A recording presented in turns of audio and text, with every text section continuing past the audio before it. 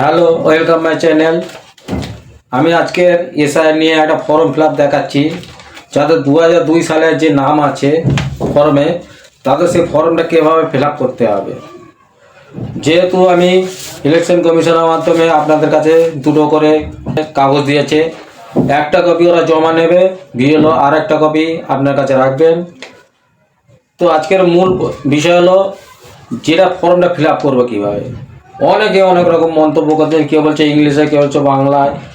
কথা হচ্ছে আপনার ফর্ম ফিল আপ যদি বাংলায়ও করতে পারেন বাংলায় করবেন, ইংলিশে করতে পারে ইংলিশ করবেন, ইংলিশ বাংলা মিলে করতে পারে তাও করবেন।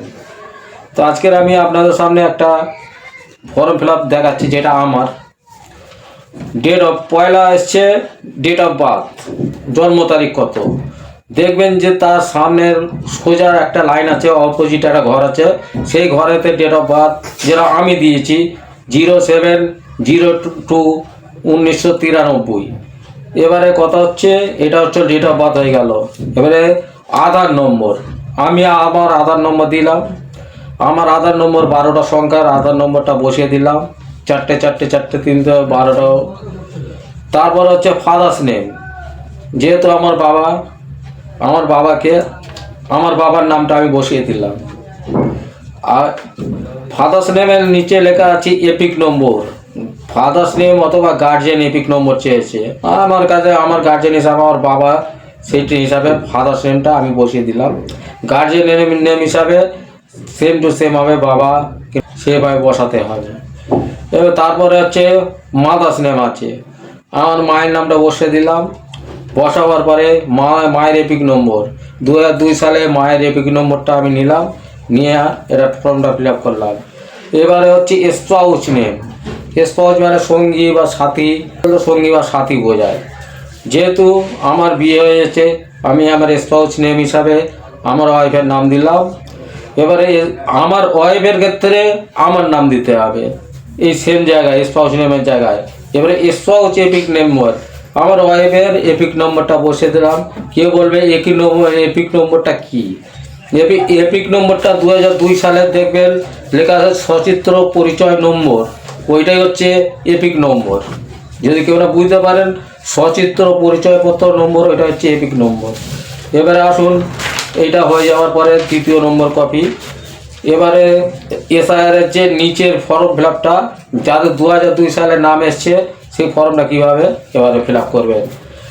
ইলেক্টর নেম আমার কাছে ইংলিশে আছে, সেটা বলছে তোমার নাম, যে ফর্ম ফিল আপ করছে তার নাম। যে মনে করো আমি আমারটা ফিল আপ করছি, আমি আমার নামটা বসিয়ে দিলাম, আমার এপিক নম্বরটা বসিয়ে দিলাম। এপিক নম্বর বলতে অনেকেই হয়তো বুঝতে পারবেন না, এই সাইডেরটা হচ্ছে এপিক নম্বর, সচিত্র পরিচয়পত্র, এটা হচ্ছে এপিক নম্বর। হ্যাঁ, এবারে কথা হচ্ছে এখানে লেখা আছে রিলেশনশিপ, যেহেতু আমার বাবার নাম দিয়েছি, নিচে আমি বাবার নাম দিলাম। এবারে রিলেশন নেম নামটা দিয়ে দিলাম। তারপর রিলেশনশিপ লেখা আছে, সেখানে আমার যেহেতু বাবা, আমি ফাদার্স বলে লিখে দিলাম বা বাবা বলে লিখে দিলাম। এবারে হচ্ছে অনেক এই গণ্ডগোলটা বেশি করছে, ভালো করে লক্ষ্য রাখবেন। ডিস্ট্রিক্ট কিন্তু আপনারা দেখবেন রেশন কার্ড যে কোনো কার্ডে কলকাতা লেখা আছে, এখানে কিন্তু 2002 সাল অনুযায়ী ডিস্ট্রিক্ট দিতে হবে সাউথ 24 পরগনা।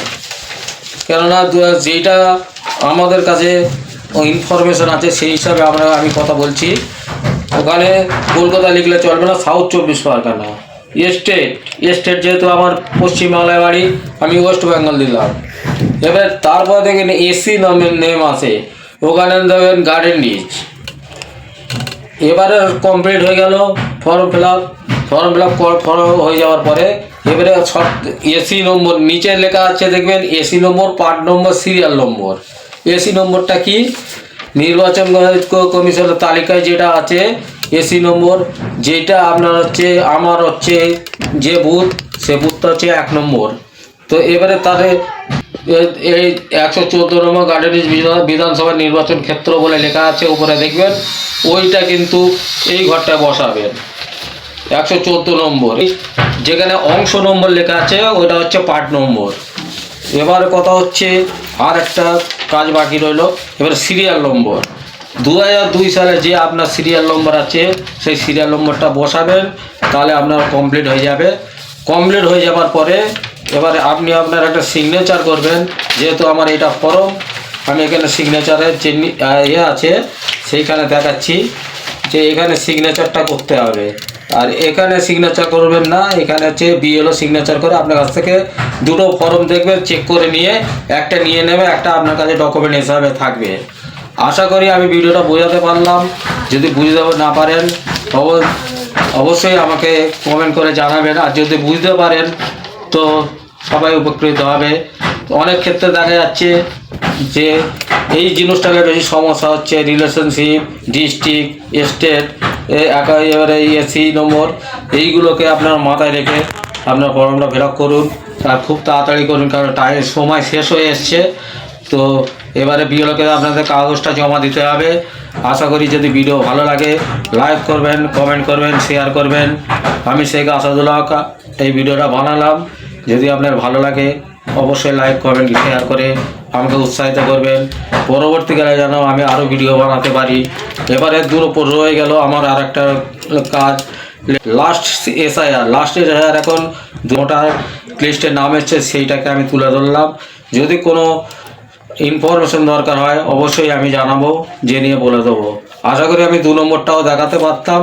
এই মুহূর্তে আমি 1 নম্বরটা ফিল আপ করে দেখালাম। কেন অনেক মানুষ বিভ্রান্তির মধ্যে আছে যে কী করে ফর্ম ফিল আপ করবো, তাই আমি ভিডিওটা তাড়াতাড়ি ছাড়ার জন্যে এই ভিডিওটা বানালাম।